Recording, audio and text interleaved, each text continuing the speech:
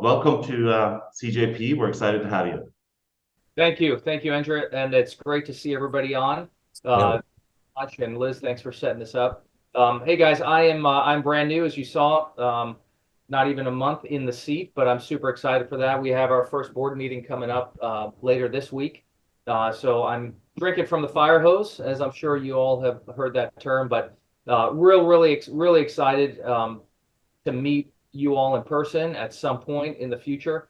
And this is great. I love that we have a legacy committee, and I've heard great things about Endra and all of you. So really, really great information here to share, and that's what we're all about, right? That's what led me to come to CJP, is because the incredible folks that we have, the incredible passion for aviation, and doing it not only for fun but doing it safely, right? And this is just a perfect example of that. So I am always available if you all want to reach out. Give me a call, just chat to say hello. I have like to eventually get on the phone with everybody for a few minutes and say hello at some point. So just bear with me. But if there's anything pressing, please reach out. So with that, thank you, Andrea, and thank you for you all for being here. This is being recorded.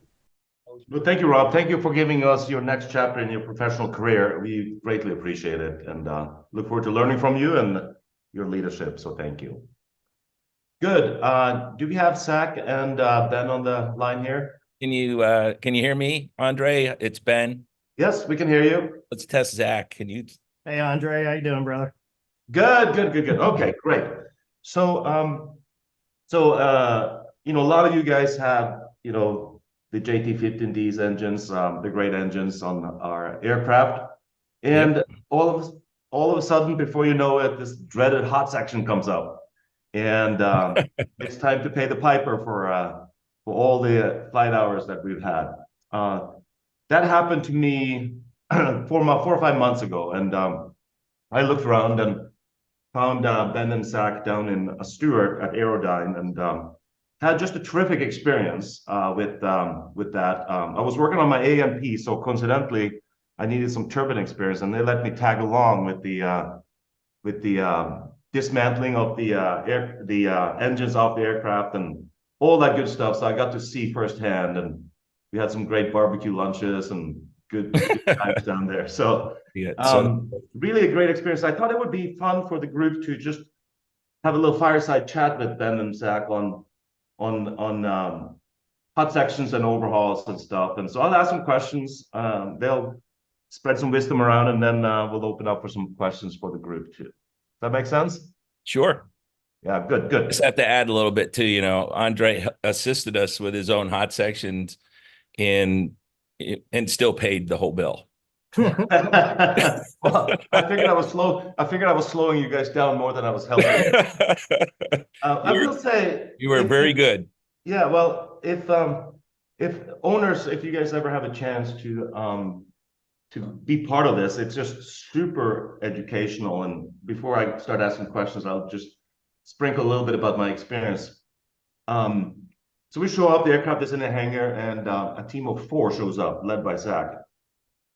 And it was 9 o'clock. By 12:30, they had 2 hot sections out, thrust reversers off, all boxed up, ready to go back to the shop. It was incredibly impressive how these things come apart. And the other thing that you realize is these engines are super simple, reliable things. There's not much really going on that could go wrong in there. I mean, of course, there's stuff going wrong, but you get a whole new confidence when you see how they just come apart in sections, and how methodical that you can pick them apart and then go and work on them. So it was just a great experience. If you ever have a chance to do it, you'll be impressed with the skills, but also the speed by which trained technicians can do this. Anyway, yeah. Ben, tell me a little bit about this shop, and tell me a little bit about how you guys can keep the cost down, because I will say you guys were, quite a bit more valuable than Light the big years guys, away from Dallas and those guys. And you told me a story about how you've been sourcing parts and what you do to kind of make sure that that you keep the cost down to pass on to us, while still making money for yourself. So tell us a little bit about your shop and the stuff you do and how you get to that. Well, just a little FYI, ironically, today is the 25th anniversary of Aerodyne. And congratulations. so that this little header there for I've been accumulating new parts, spare parts, new surplus parts all the time since day one. So as everybody knows, I'm sure you guys and gals know that this operation and the expenses and the cost of parts has skyrocketed. I mean, 1,000, 2,000% since Boeing took over distribution for Pratt and Whitney engines, for their parts, their spare parts. And everybody says that they're looking to make up for the 777 and the and 737 Max, by jacking all the prices up on everybody else. But we use a lot of serviceable and a lot of new surplus components and parts. That is 60% to 70% less expensive to operate that way or to use those parts in your engines than it is to go to the factory or buy new parts and get a discount on the new parts. It's much less. So that's really the key part of keeping the cost down is the consumables and the labor, as Andre knows, it's not super intensive, right? I mean, there's not a whole lot about it.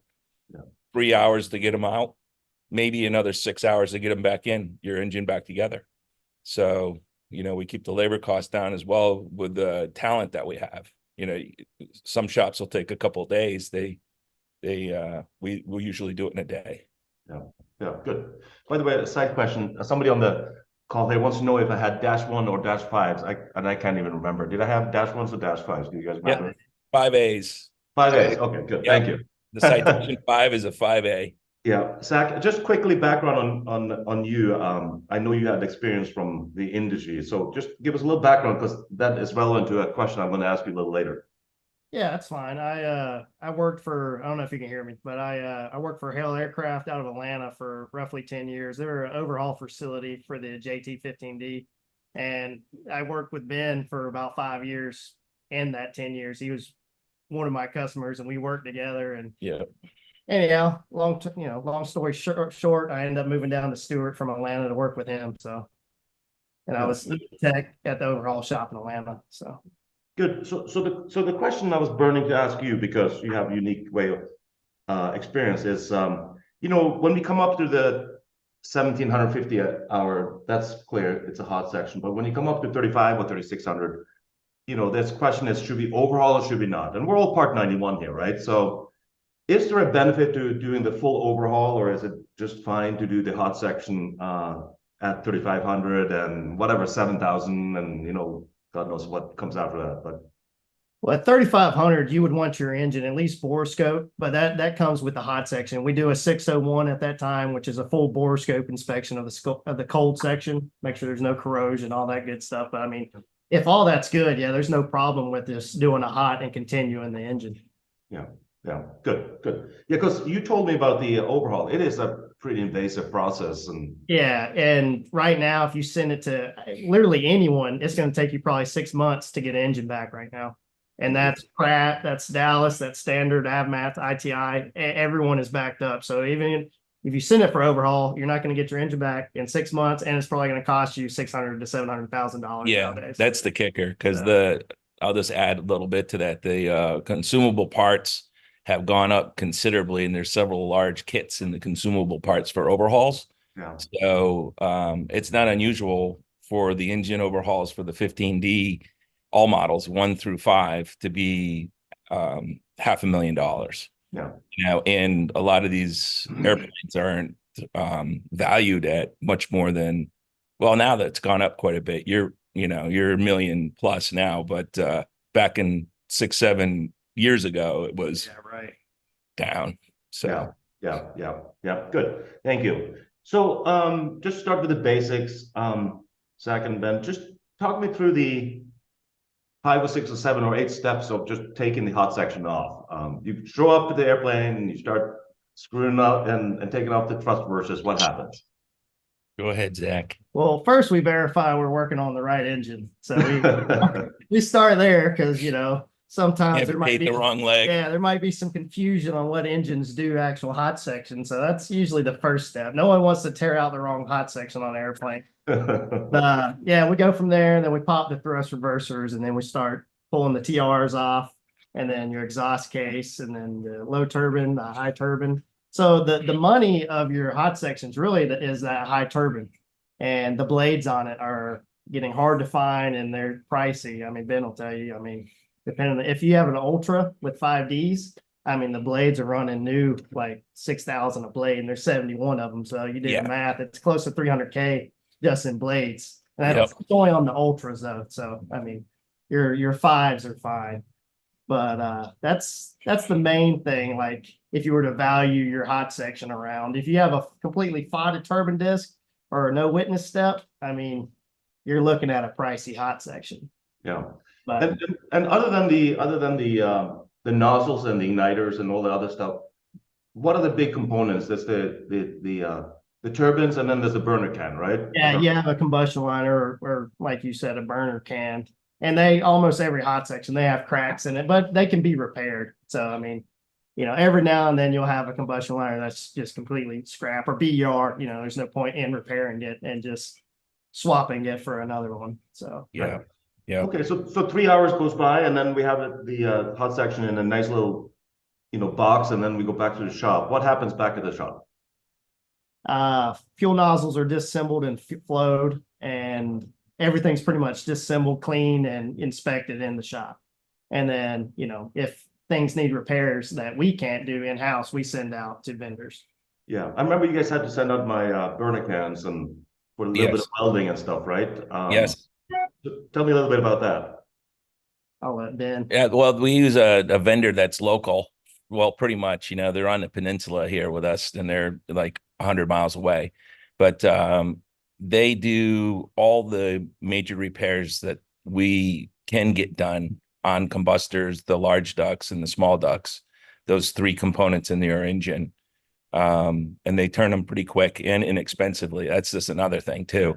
We've been doing stuff with them for 30 years, and they have barely increased their prices in 30 years to me on the component repair work. Yeah, I remember. Really good shop. I remember it was surprisingly affordable, actually, at that part of that. All of it was. Okay, so give me a sense for the typical things you see, and then what you really don't want to see, but that you see sometimes when you tear down the hot section and start inspecting it. Yeah, go ahead. Well, we always check the fuel nozzles. Every now and then you'll have a bad or streaking fuel nozzle, so that will be replaced. Yeah. And then usually if you do have a bad fuel nozzle, it's going to show you as soon as you pull the hot section out. You're going to have a real bad crack liner or a warped LE duct, a large exit duct, a warp, because that nozzle's just been spraying straight on that large exit duct and it's making a hot spot. Yeah. So that's early signs of knowing if you have a bad fuel nozzle. And then your shroud segments for your high turbine, the segments that go around your high turbine, they crack and warp as well. And there's 14 of them, depending on what engine model you have. And we have serviceable parts for those, and we'll swap them out if they're cracked, et cetera, et cetera. Okay. If I were more proficient at this Zoom thing, I could put pictures on here of the stuff that we're talking about. But honestly, I probably should have invited my son, and there's the possibility of how to do it. He would know how to do it. But no, I hear you. We can send some pictures around afterwards. That'd be okay. With some comments, but okay. And then when you kind of open up an engine and so just from my own experience, this kind of stuff you guys said, you found some of that on my engine. You quoted a certain expected repairs, and we were actually under one engine and slightly over in another, but it even out to be actually be under. And it was quite reasonable, I thought. No, maybe I was lucky because my engines were pretty nice and pretty Fives good. are pretty typically cleaner than most. Those fives. Oh, really? Okay, good. Yeah. Good. Yeah. They have a much better metallurgical structure. They have much better design. It's the same design as Pratt & Whitney. They always do the same design, but they add things to it. In the 5, they finally got it correct. Like the 5D, except for the price, is Yeah, probably the right. best engine that they produced in the 15D. Yeah. Okay, good. Good. Couple more questions on what you typically find, and then there's a question about on condition inspections and extending times and all that kind of stuff. We'll get to that in a second. So when you open up an engine and you guys kind of go, oh shit, what do you typically see then? What's the worst set of things you can see, and where you kind of go, oh, I got to call the owner. This is not going to be good. Like you said, Bod. high turbine blades Yeah. are smoked, Yeah. Yeah. stators burn out, and it used to be, I used to take it very personally and worry about things. I still worry about it, but now, it's a little easier to tell somebody, it's not my fault. It's burnt up and I'm just the one giving you the bad news. Right. You kind of grow into that. Yeah. I hear you. So, Well, that leads me to another follow-up question, which is, these engines, are susceptible to how we operate them, right? Having seen thousands of engines, what's your best advice to us owners in terms of how to operate and what to do, what not to do, what preventive maintenance to do, tell us how we can make these engines last longer, or more importantly, keep the repairs down at hot sections. What's the best set of things we can do? I'd say baby them on Yeah. takeoff. Don't firewall them, obviously every time you go to take off, which good pilots know what the airplane can handle and whatnot. But I call it, don't rush to get wherever you're going. yeah, exactly. If you wanted to go super fast somewhere, you would have bought a Learjet. Yeah. Now, the Citation is a beautiful airplane, and just like Zach said, you gotta baby it. Yeah. There's not a whole lot of preventive maintenance for the Yeah. 15D. Yeah. There's Right. just Andre, if I might just add, Absolutely. I've been a little surprised by how many, particularly contract pilots, I run into who aren't familiar with the cruise tables at the back of Section 7 in the operating manual, and they've got, for every single altitude, recommended max cruise settings, long range cruise settings, and a couple of intermediate cruise settings. And the glaring insight that comes out of those tables is it reminds you that 104 is a limit, not a target. Right. yeah, For sure. that's what you mean. Yeah. That your max cruise setting is rarely 104. And even if it is, a lot of us think in terms of 102 and change. I tend to think about 600 degrees as my sort of day-to-day limit. If it's ISA plus 18 and you're needing to get somewhere, you might be at 610, 615. But anytime I see the engines above 600 for any period of time, I think about slowing down. And you're flying a 5 or I'm also flying a 5. Yeah. Yeah. That's not bad. That's What do you good. guys think about that? It's 600, 620, 630. Absolutely. Good numbers. Yep.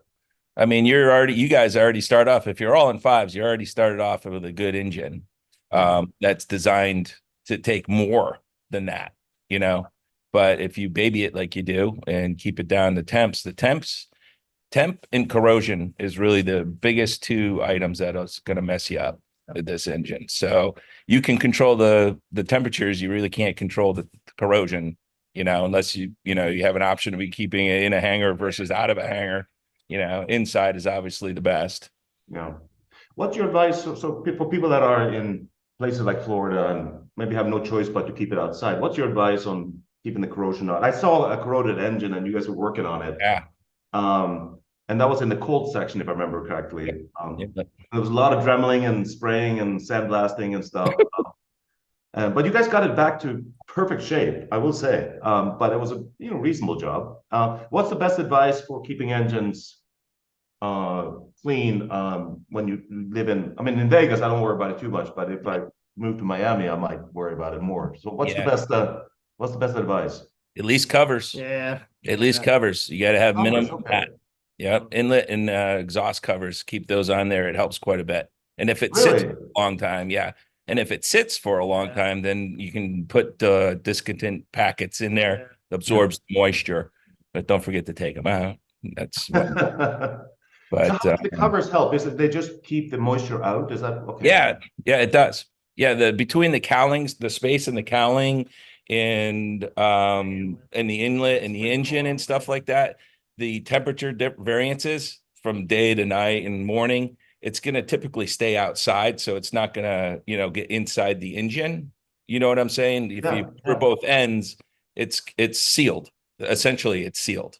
I prefer the plug type. Yeah. The foam ones you can stick in there.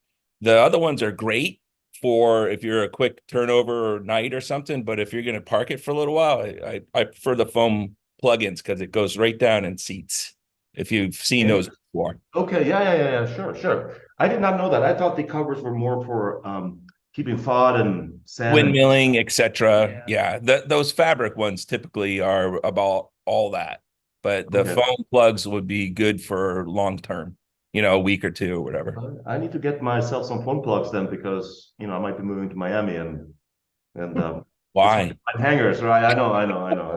I'll come back next time I come back for hot section. You guys will be doing corrosion treatment on my engines. I'm sure. Yeah, you had a little bit. You remember? Started. Yes, a little bit. I know. I remember that.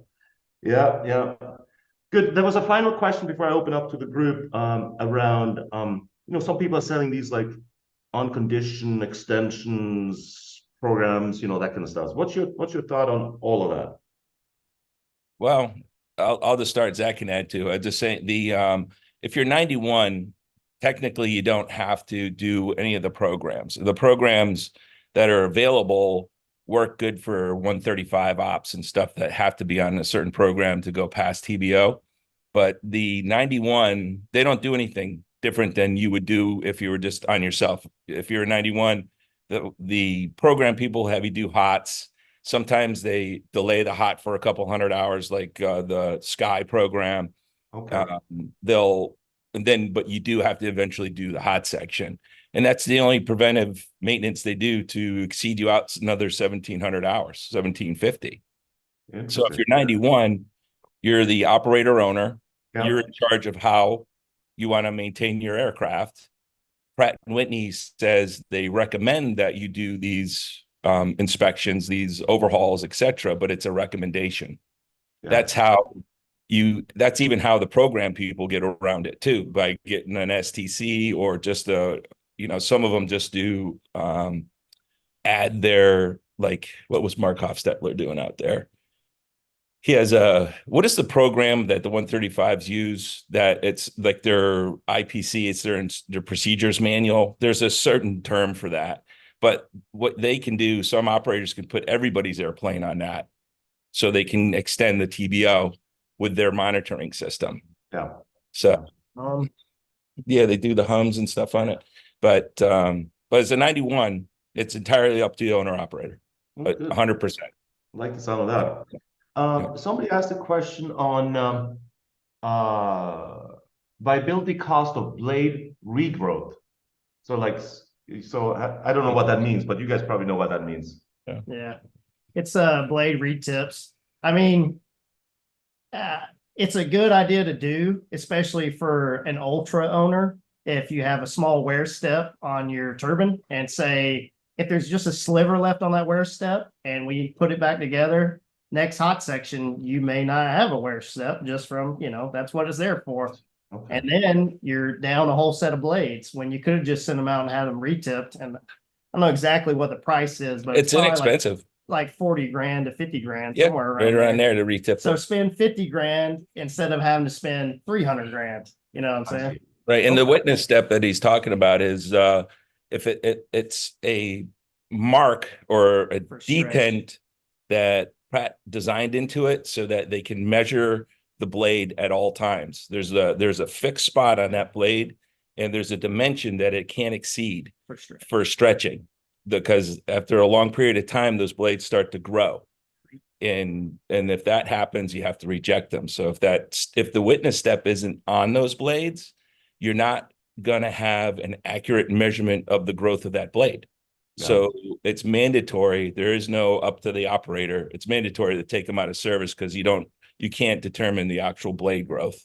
Yeah. And that's because they'll fail when they grow. That's what happens.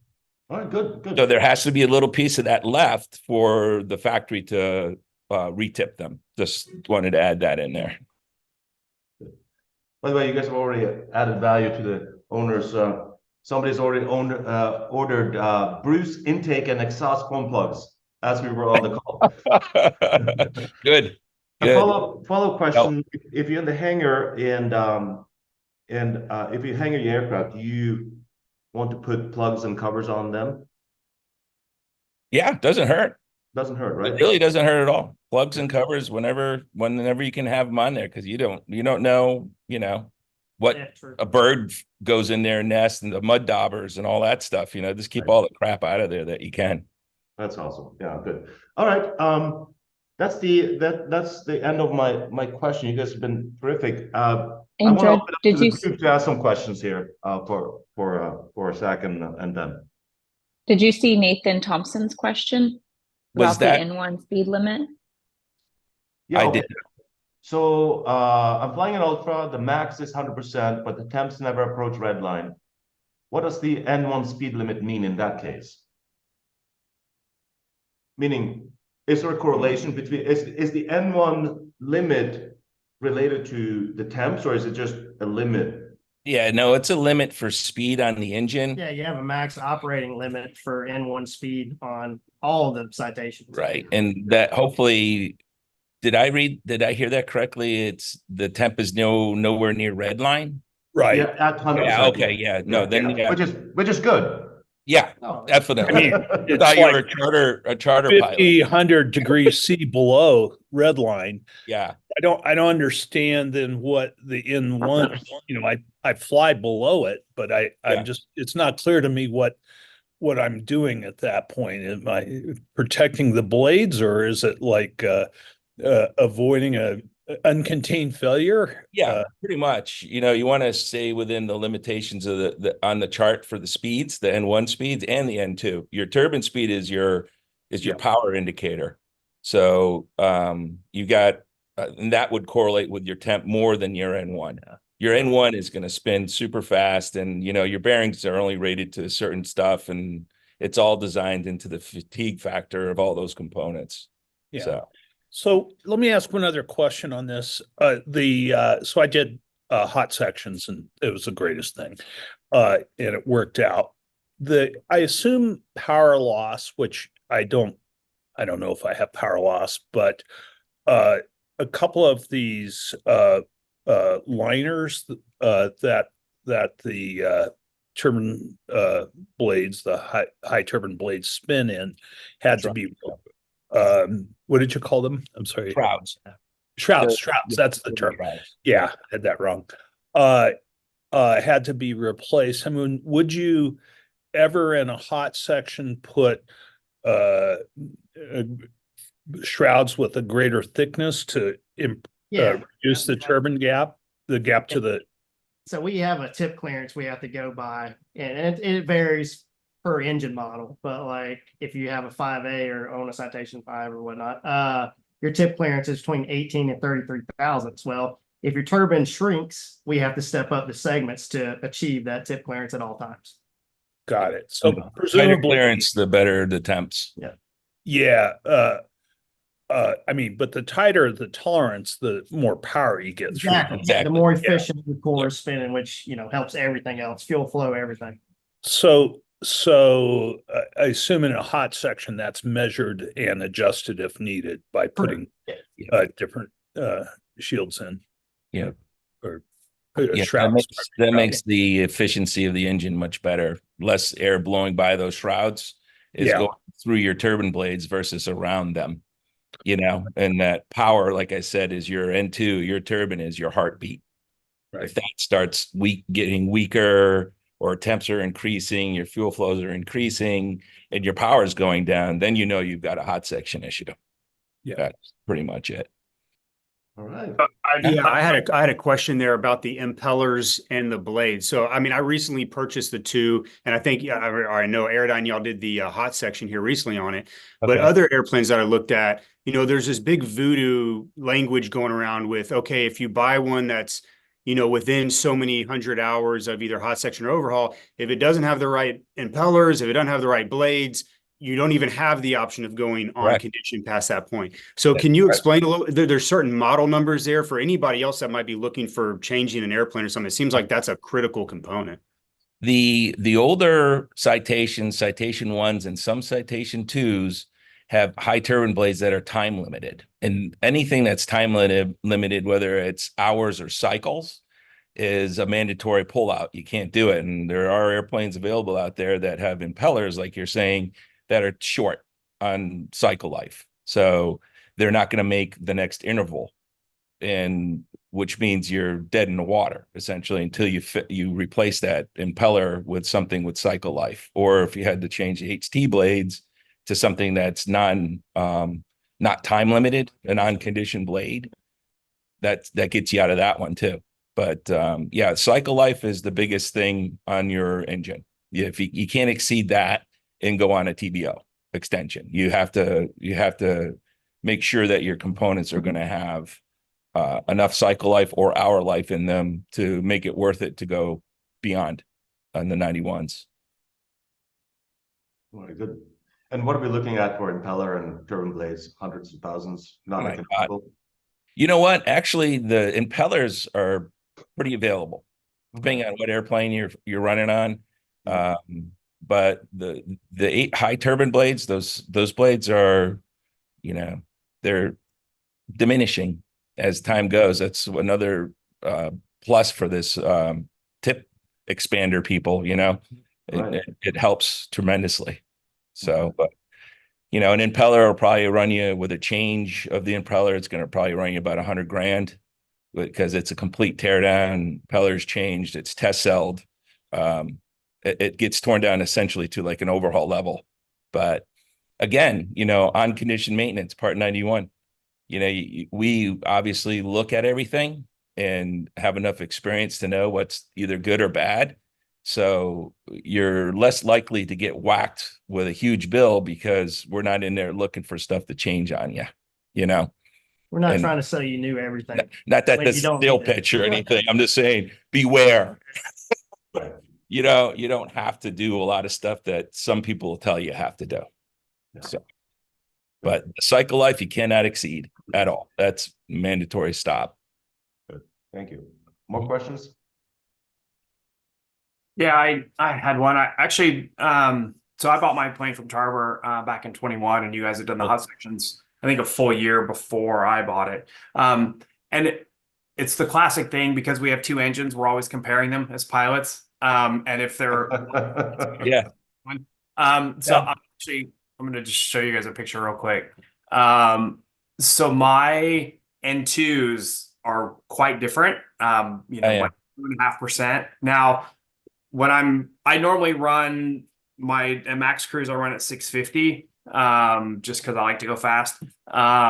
So this I pulled back a little bit here, but obviously never exceeding either 95 on the N2 or 102.1, and target 650. But is this, again, because I'm comparing them, because I'm looking at them side by side, but is this something nervousness? Could this just be impeller mismatch or No, not an impeller. It's just running, your core is running slightly faster and at a higher temperature, which is probably a flow class issue more than anything else. It's not, and it's, what is that, about 40 degrees? Can't really see. What's it's like, yeah, 610 to 6 looks like 625 or so. Oh, okay, so 15, 10 or 15, 15. 20, it's not much. Yeah, and I mean, that jives. Where's your fuel flow? Where am I? It's only like It's right about, well, and see, this is actually weird. I think my fuel flows my gauge is actually wrong, because it's showing my right engine being lower, even though the N2 is higher. So I think there's Yeah. That's a good point that you made right there, you guys. And miss, sorry. The fuel flow and temperature will always correlate. If you have a higher fuel flow, you're going to have a higher temperature, no matter what the condition. and its turbine speed's faster, so fuel flow should be up. It should be up higher than that one, because it's burning faster. The only other thing I suggest is try flying around with your N2s matched and just listen. Yeah.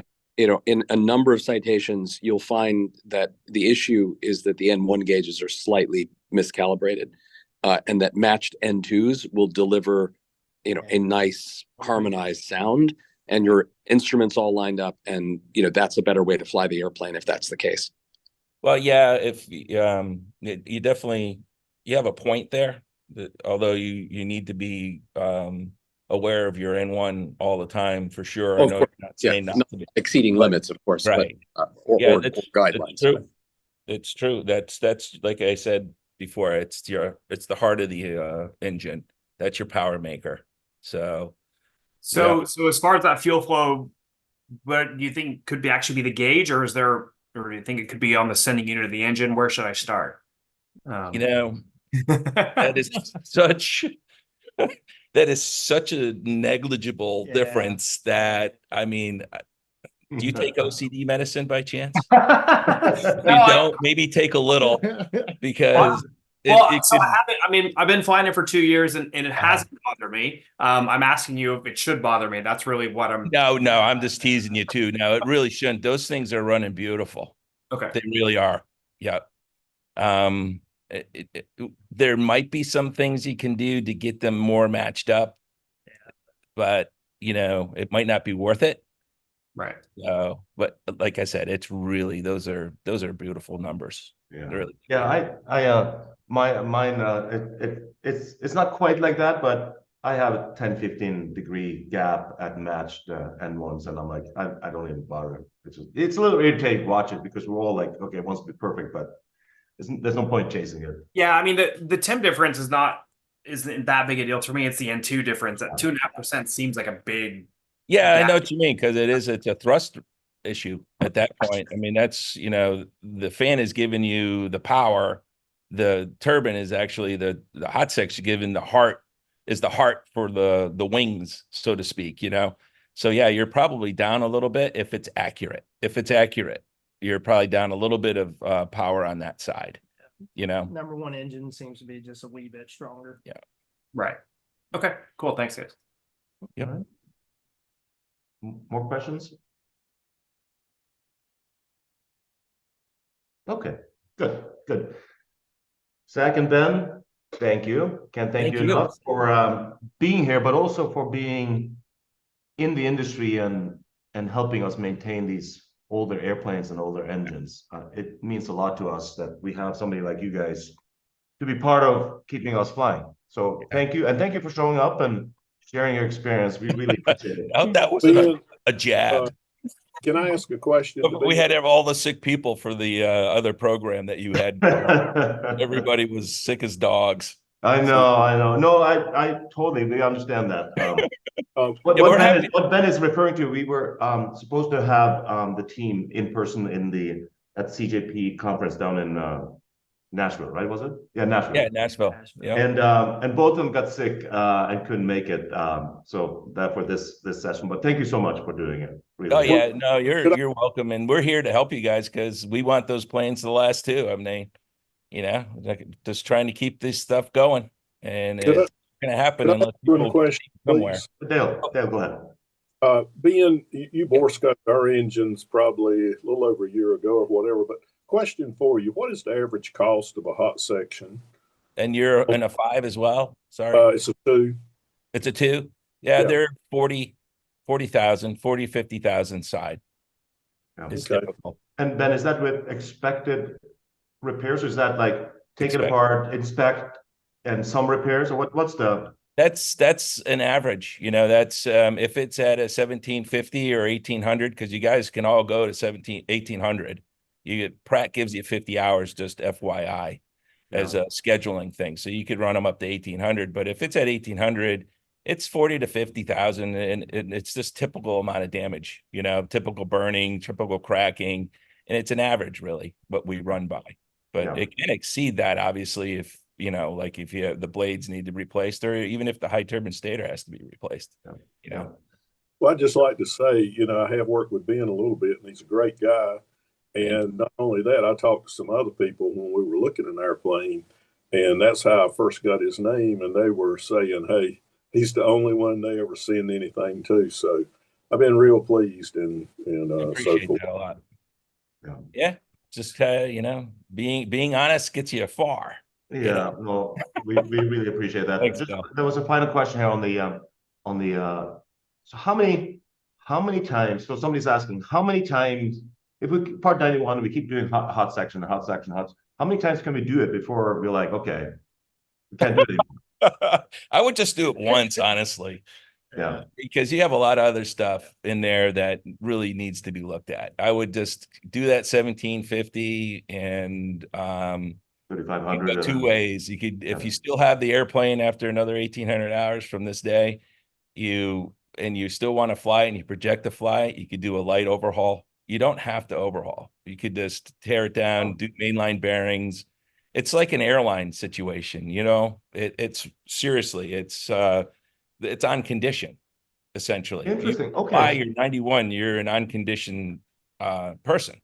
So for example, in my case, you know, I did a hot section at 3,500, and Yeah. in 10 years or so, I'll be back, and kind of Ben and Zach, you know, help me out here. I will. What's the minimum you would recommend that I do in addition to a hot section? Well, there's really nothing. You mean after the 17 or 1,800 hours, Andre? Another Yeah. one? Yeah. I mean, if you, Cold section touch up. yeah, probably cold about section it. stuff, mainline bearings and oil pumps, and that's really, there's not a whole lot, like you said, the design of the engine, and from the very get-go of this conversation, there's Okay. not a whole lot there. So So to do mainline bearings and oil pump and stuff, what are we talking about then? And you know, in addition, roughly, like order of magnitude. I mean, dollars, Yeah. it's 100, 150, who knows in 10 years though, you know? Yeah, but it's not $500,000. No, No, no, no, no. Okay, got it. And it's not really even patching. It's more than a lot of people would do in the first place. You know, these are the key parts of your engine, keep them running. So, Yeah. oh, Yeah. and accessories too. You probably would want to do some overhauls on the accessories. Yeah, sure. Okay, Yeah. that's Fuel good to control. know, because people think it's either hot section or overhaul. It's either like, you know, a little bit or $500,000. And you guys saying there's actually something in between. There is. Yeah. Yeah. Okay, You interesting. have a lot of flexibility, but you can't go out there and charter your plane. That's Right, yeah, it's for part Yeah. 91. Yeah, I got that. And so somebody asked, how helpful are the compressor rinses in marine environments? I'd Worth doing? yeah. I done the right way. Yeah, right. Yeah, Done the right I mean, way. you get a lot of some FBOs or some shops at FBOs that don't do a proper rinse on them, you know, or don't cap the proper areas and Yeah, stuff, and yeah. destroy fuel controls, and you know, the risk to benefit ratio.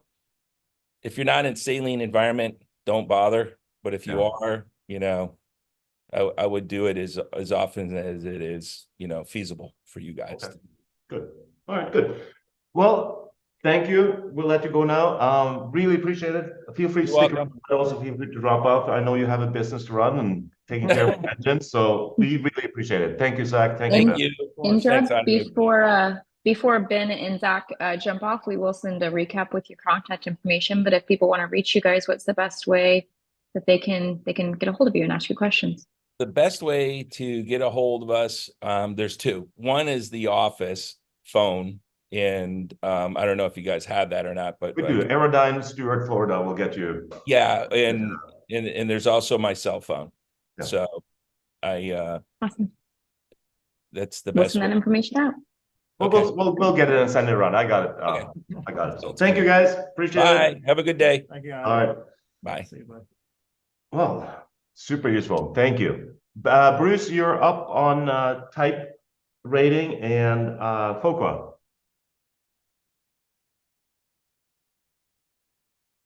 Oh, Bruce, you're muted.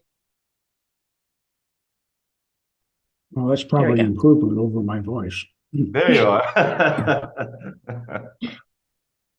Okay.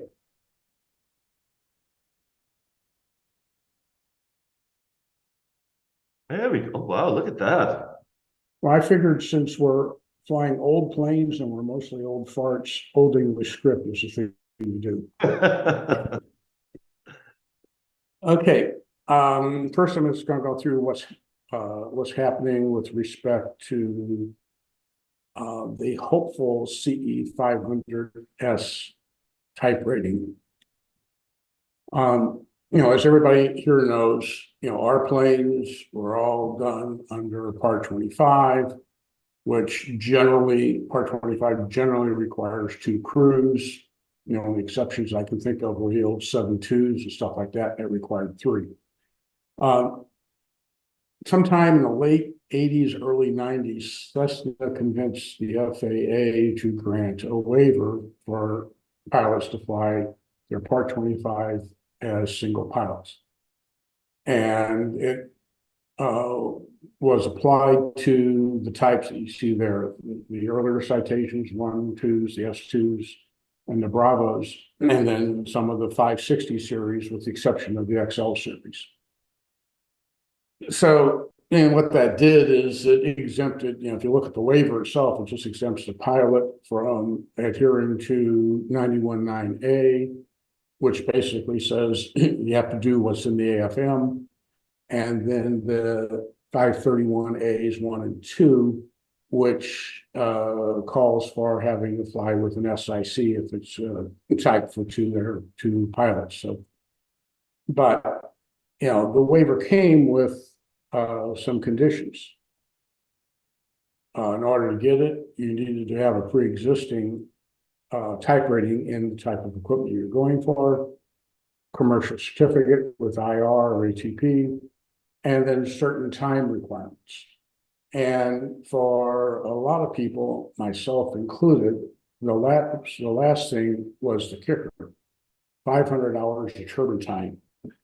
I bought my plane in 19 and I had 0 hours of turbine time. And so flying 100, 150 hours a year, it takes a bit of time to, come up to meet that requirement. So in 2022, I think, I haven't gotten an official word on it, but my understanding is somebody at FAA General Counsel's office said to the folks in the 800 section that grant type ratings and stuff like that, with you've been granting this waiver for over 30 years, and there are some potential liabilities to the agency with that. So they started encouraging FAA to go out and do a 500S rating, same as for the CJs, that there's a 525 and there's a 525S if you take a check ride and do a few extra things. They approached Flight Safety and Textron. Flight Safety came back and said, nah, getting aircraft test time would be a big issue on that. We don't think we want to do it.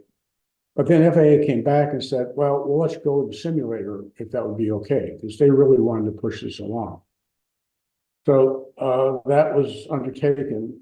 It's being run out of the Cleveland office. A gentleman named Alan Hoffer is the point person for it.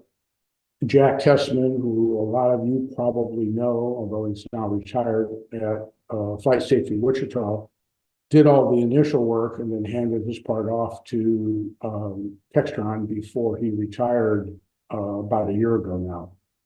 And then Pat Weber and Chris Mullen are now the people at Flight Safety kind of responsible for their part of the program.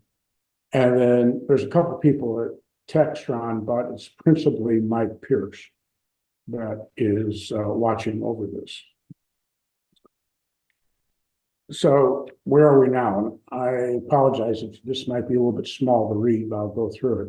I've been keeping in touch with Mike and spoke with them and exchanged some emails last week. He said that there have been more customers coming back wanting to have this than just the people like me that keep pestering him at people CJP. So they've actually gone to Ron Draper as well. So there's some impetus coming from the top. I also know that Lanny O'Banion's in favor of it as well. So we've got support from the top in the section. And apparently there's a couple of FAA inspectors that are volunteering to help with it as well. So Mike reworked the work scope that they have to do, and it's almost all paperwork they have to do to get this approved.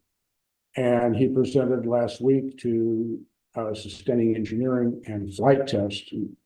At Textron, the folks at engineering flight test are the ones that have to allow the docs and improve procedures.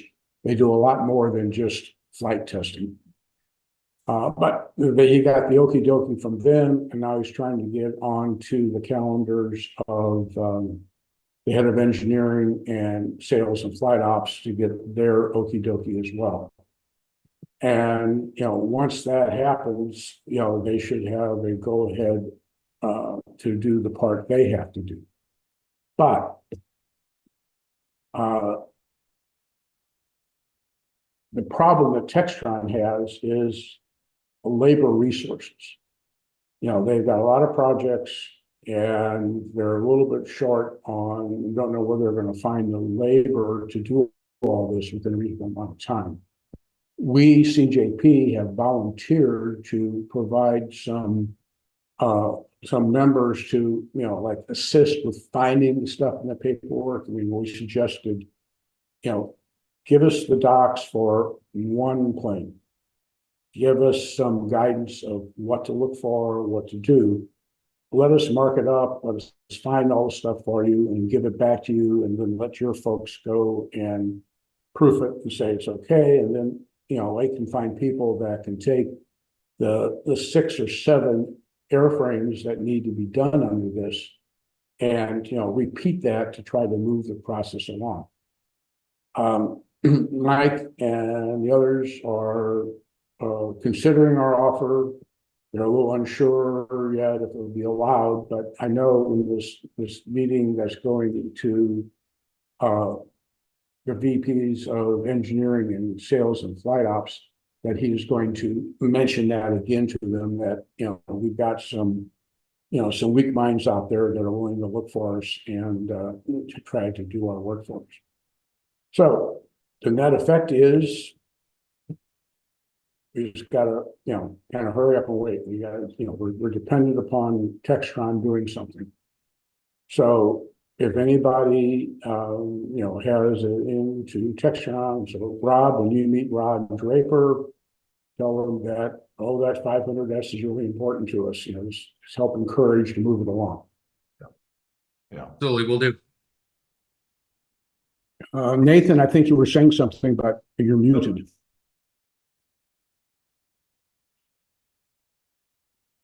Lower left corner. Yep. So, Bruce, thank you for shepherding this forward. Your leadership here is just terrific and sorely needed and appreciated. It is. This will be such a great thing to get in place if we can. And yeah, anyone that has contacts at Textron, just mention how important it is for us. It really would be a great benefit. I think it will happen. And I will say, Bruce, every time you show up and give an update, there's progress, and that means that eventually we'll get there, right? Bruce, some questions. Mike did tell me that they spoke with FAA in the last 2 weeks as well, and FAA gave them some more directions on how they can move forward. But in typical, when you speak with FAA, it also raised a few more questions. Of course. But anyway, it's trudging along, not as fast as any of us would like. Appreciate that. What any sense for, there was a question, any sense for if this type rating will now be legal abroad, Mexico, et cetera, how does that work?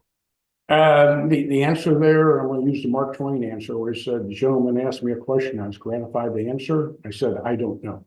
Yeah.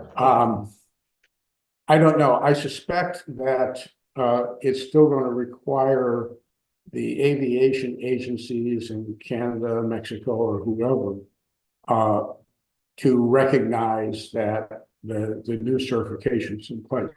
It's in much better shape than flying with the waivers, because remember, the waivers are really not legal outside of the U.S. airspace.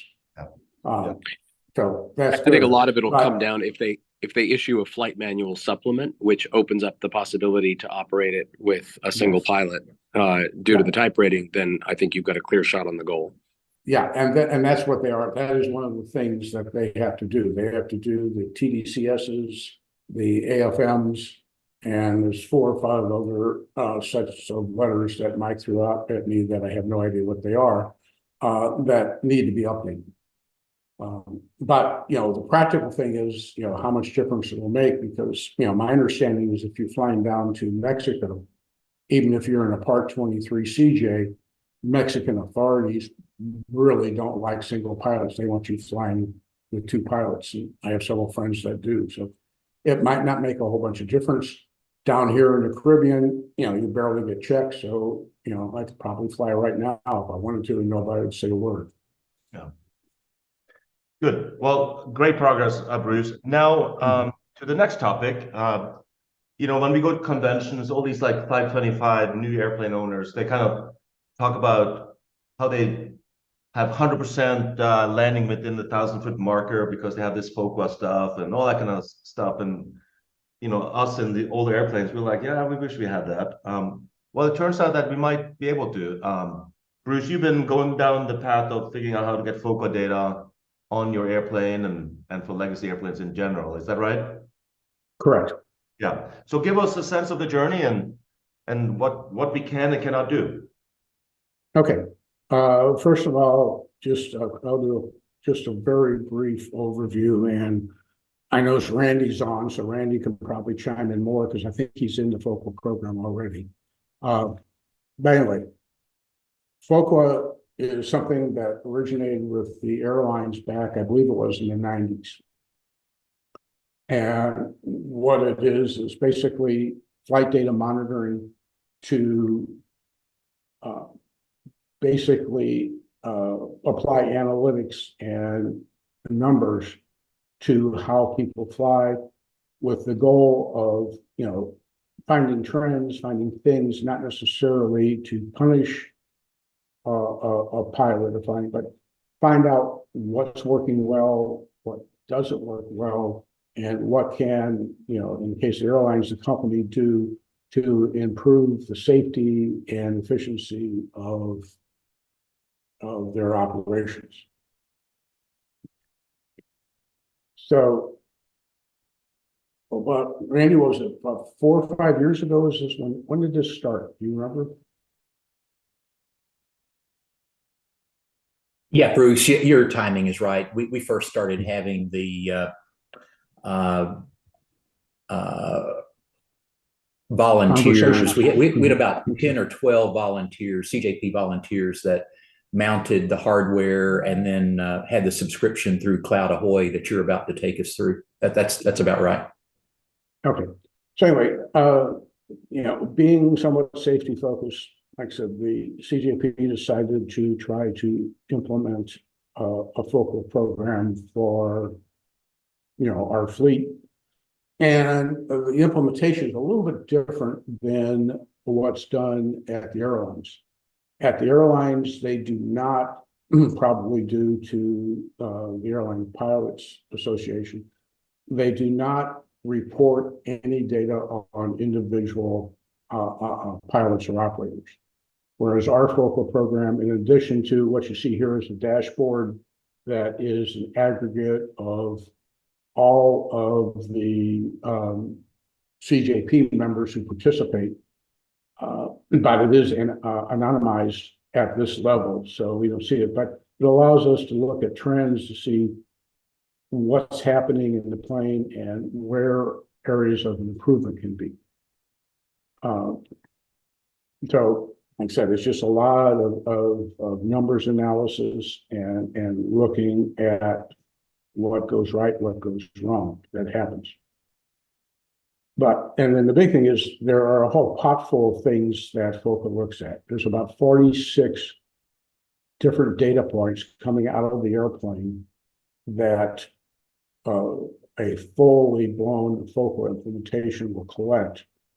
And I don't expect you to read any of this stuff. And it's in a user guide that we can make available to you if you're interested.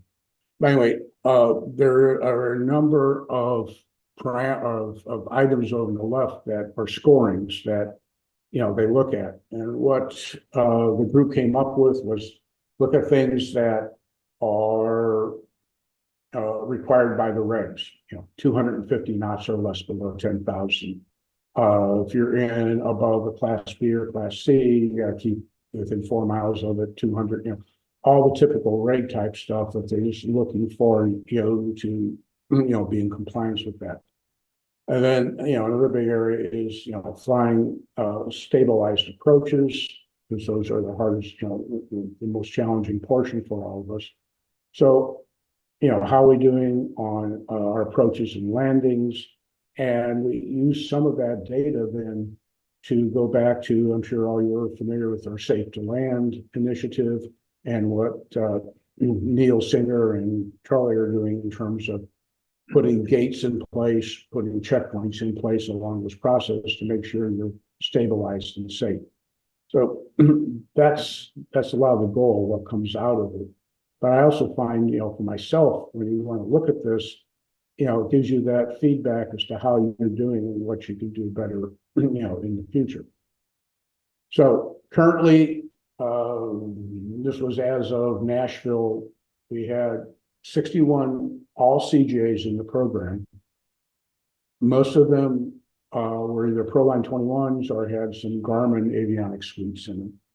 And they're using one of three options to collect the data.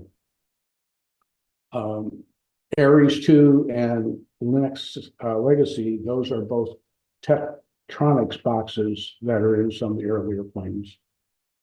And then there's a third-party vendor called AirSync that's got a couple different products that they use that are available.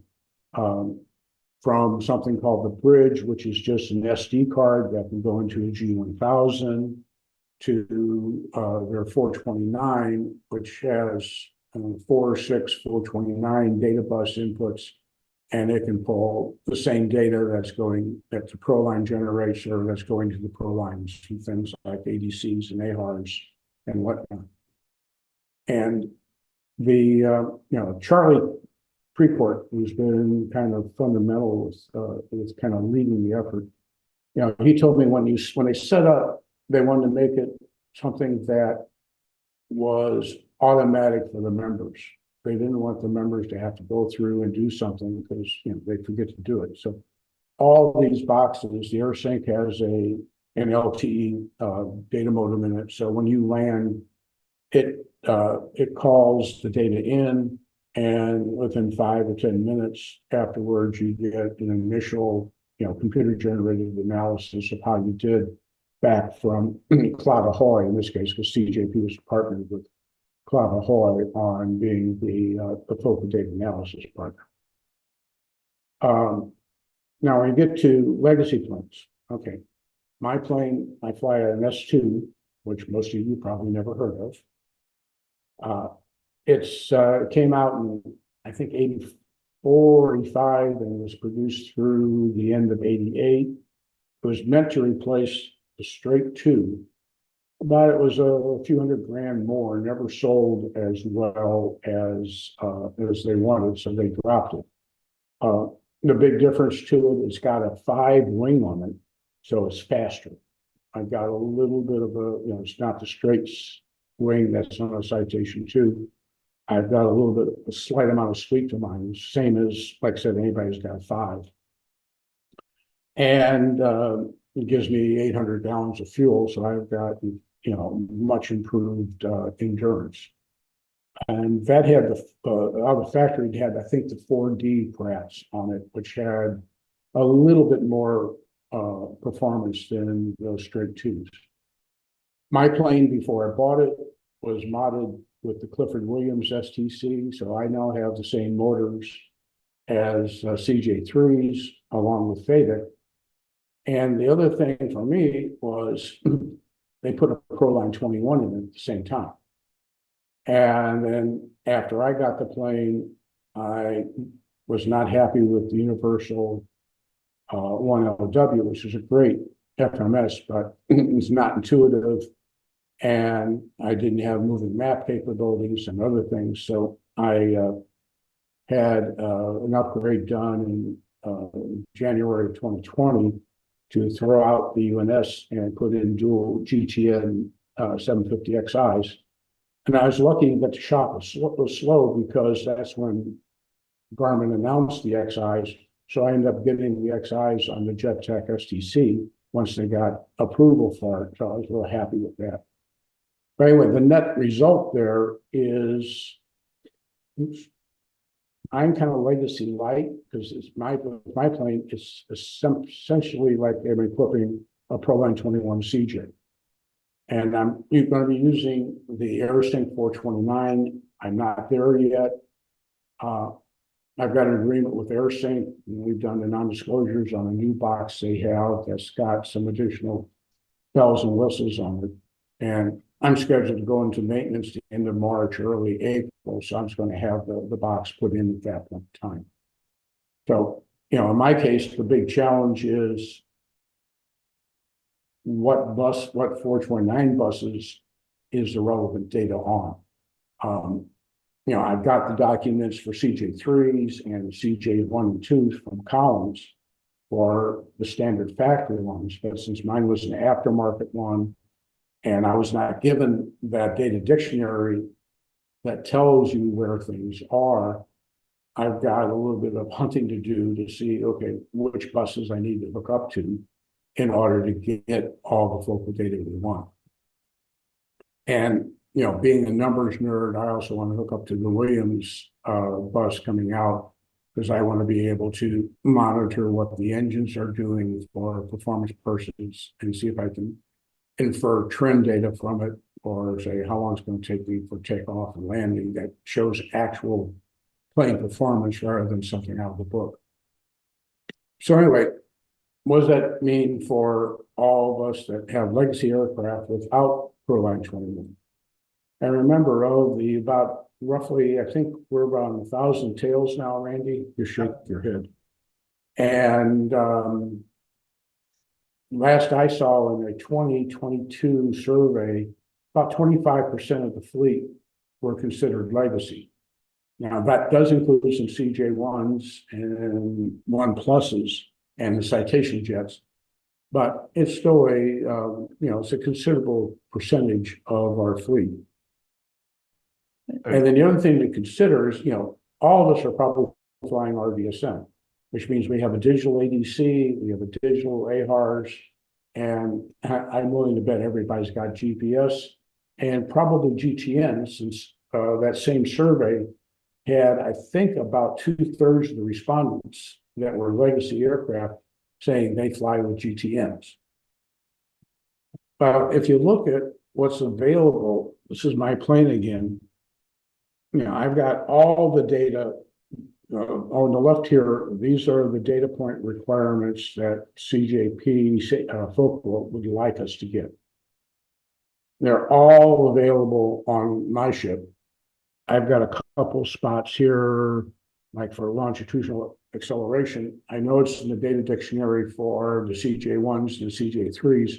I just don't know if it's in my aftermarket yet, and that's some stuff that I need to ferret out. But if you then go and look at what the GTNs log, you put the GTN in, you're using it for your approaches and everything. So there's a fair amount of data coming into the GTNs. If you look at what the GTNs log, they cover a fair amount of the items that are required for Focal. Not everything, but a good amount. So, when I started looking at that, here are my, is everybody familiar with the log files that the GTNs produce? Okay. Every flight that the GTNs do, they record once a second.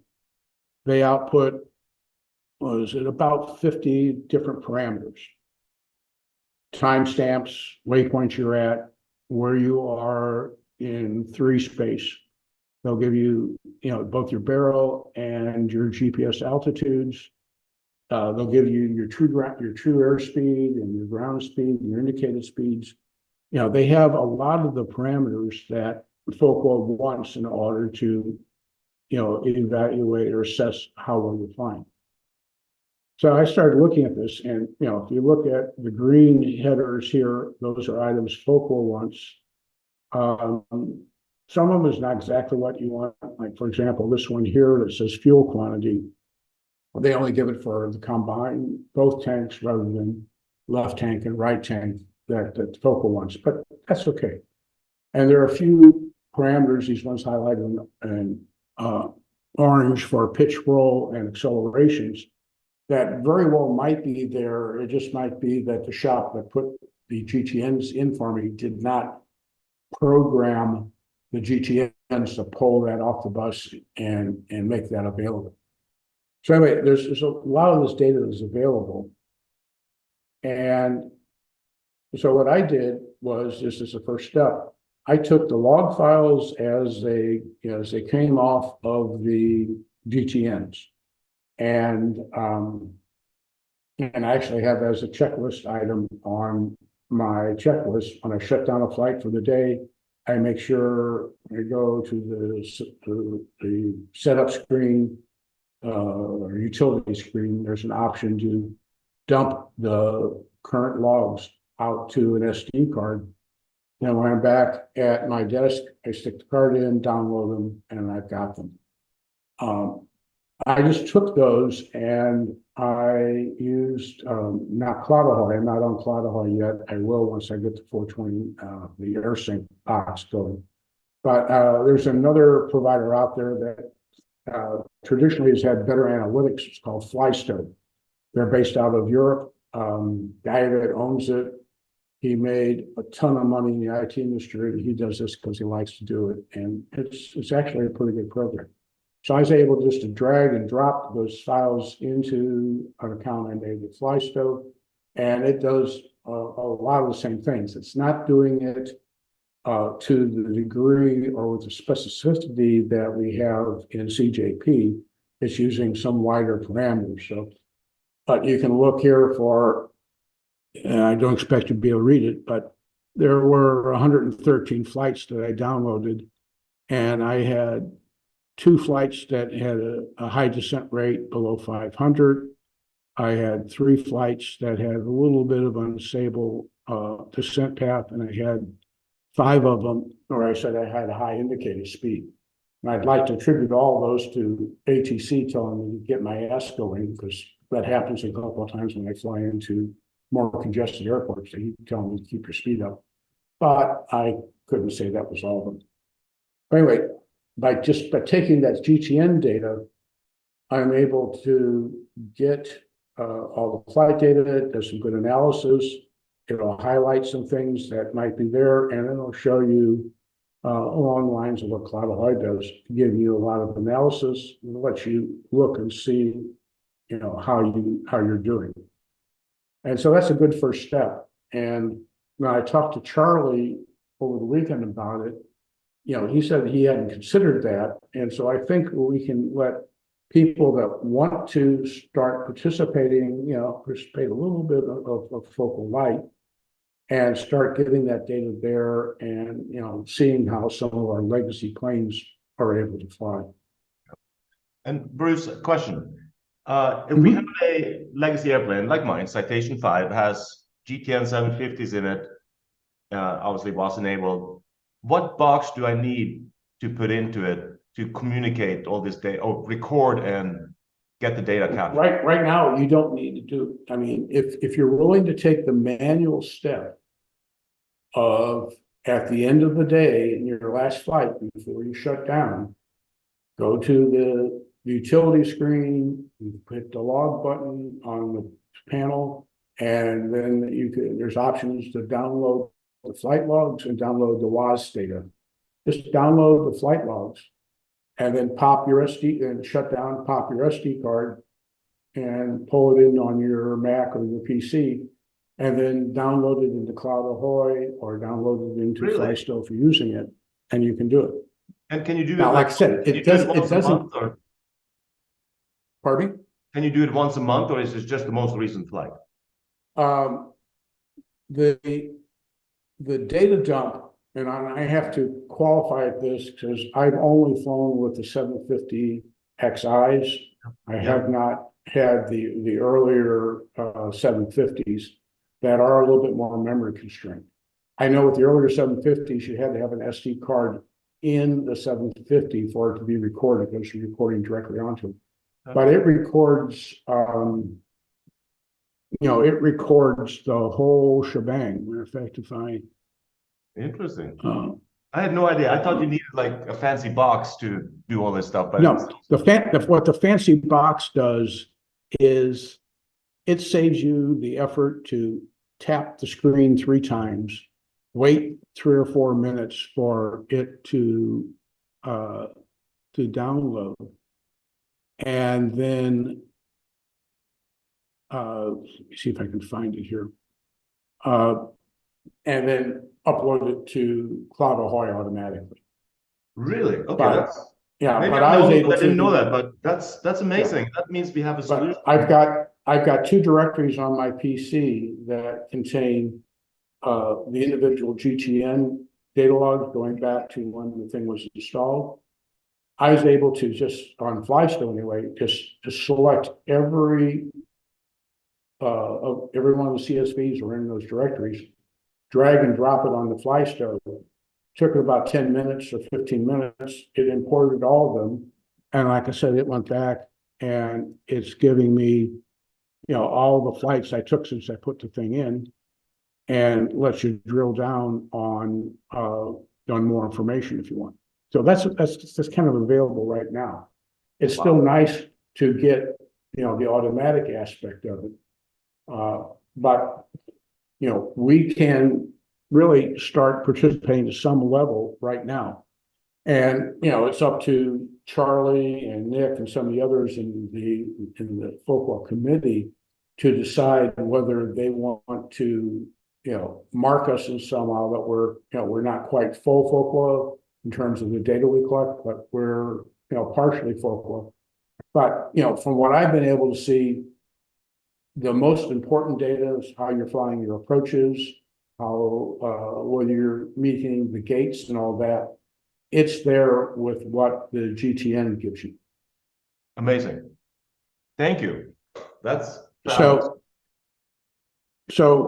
what we're doing is the focal group is working on putting in a section of the CJP website dedicated to Folkwell. I think there'll be a month or so before it's up and running. Like I said, many of you can start right now by going out and looking at what your GTN log files produce.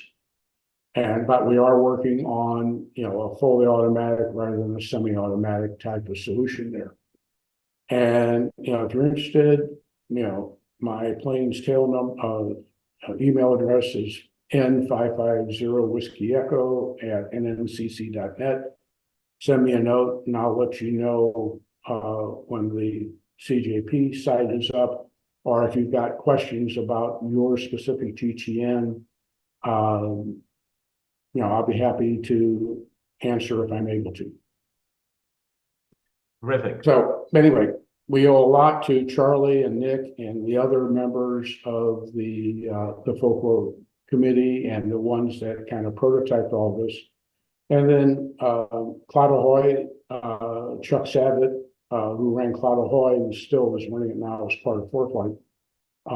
He worked hard to adapt to Charlie's requirements, as well as the folks at AirSync. The gentleman I'm working with is Jason Harris. They've been working with us. They've been at some of the vendor booths during our convention.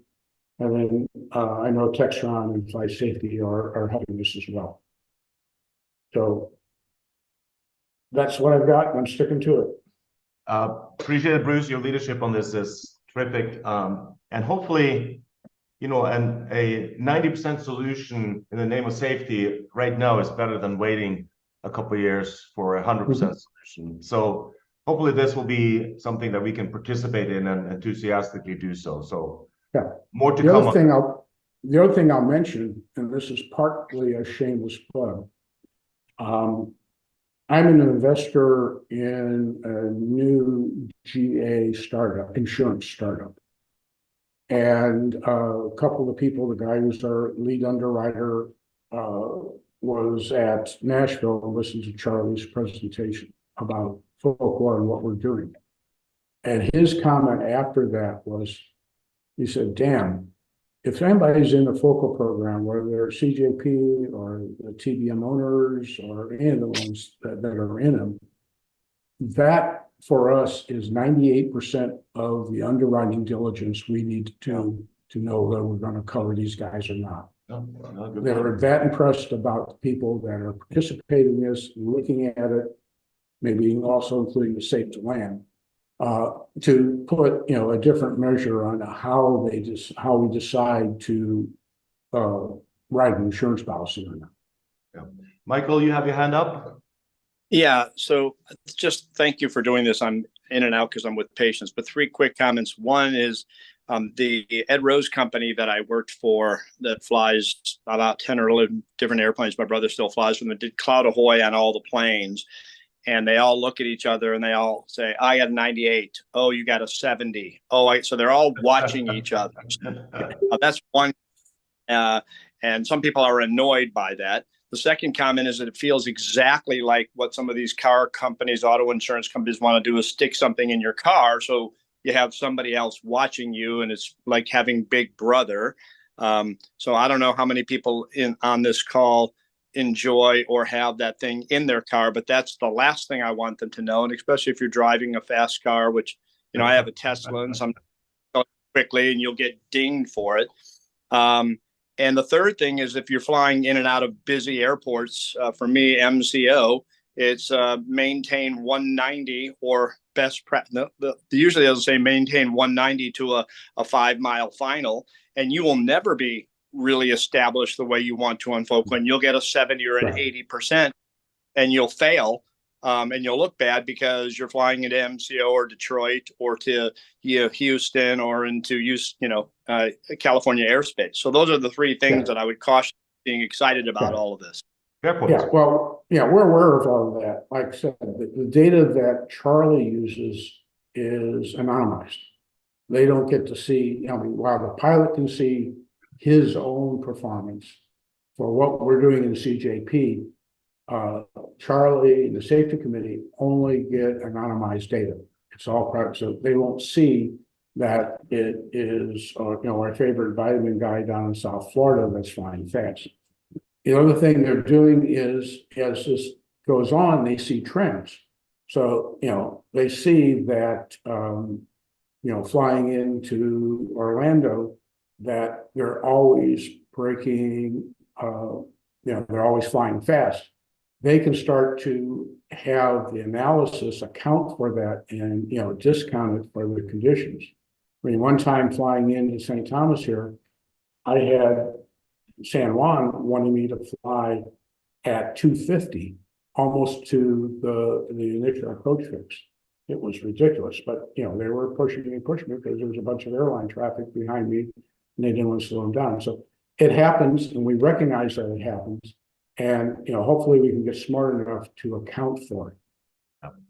Good. All right. Thank you. I want to do a couple of housekeeping items and then get everybody out on promptly at 10:30. First of all, terrific session today. I really appreciate the participation from everybody and particularly the presenters. And also it's just nice to see so many people here on the webinar. It's clear that we have great momentum with the legacy group, and it's an important part of CJP. The other thing that's happening, which I'm thrilled about, is we are starting to get grassroots efforts on the East Coast and West Coast to get fly-ins organized for legacy, where the rest of the CJP obviously is welcome to come. And there's one being arranged out on the East Coast, I think up in the Virginia, Washington area, if I remember correctly. But we'll grab a hold of that and make sure that there's a great agenda, but mostly just terrific energy and stuff. So look out for that. And then Josh Hochberg is willing to organize something similar out in Sonoma at this FBO So we'll have East Coast, West Coast, but lots more of that coming, and that will happen in the next little while. And then we'll organize another one of these webinars probably in 5 to 6 months, given that there'll be some grassroots events happening in the next few months. And everybody's welcome to come down to St. Thomas. We want to have one down here. That too. Yep, absolutely. Liz, anything else from your side before we let people go? No, I'm good. Hey, Andrew, if I could, I've got just one quick thing. First, Yeah. Thanks to all of you for letting a CJ2 driver join you today. It really helped me appreciate, while we have similarities, there are notable differences, and it was really helpful for me to hear the conversation. For those that didn't know, may have missed the announcement, I wanted to make sure you knew that Indra is our most recently duly appointed CJP director. So in addition to his legacy subcommittee duties, we've asked him to join us and bring a broader reach to CJP. So I am thrilled about that, and I hope you are as well. All of us around the board look forward to working with you, Indra. And thanks again. Oh, thank you. I really appreciate it. All right, guys. Blue skies and fly safe. Awesome. Bye-bye. Thank you, Andrew. Thank you all.